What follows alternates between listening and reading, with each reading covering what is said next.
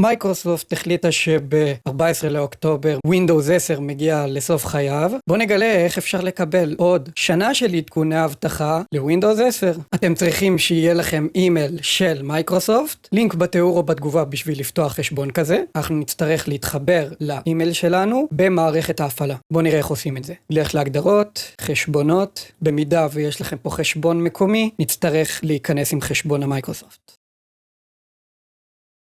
עכשיו שאני מחובר, אני אלך לעדכונים, אני אחזור אחורה בהגדרות, עדכון ואבטחה. נפתח לי אפשרות של הרשמה לקבלת עדכוני האבטחה. אני ארשם, נלחץ על הבא, עדכוני אבטחה ללא עלות נוספת.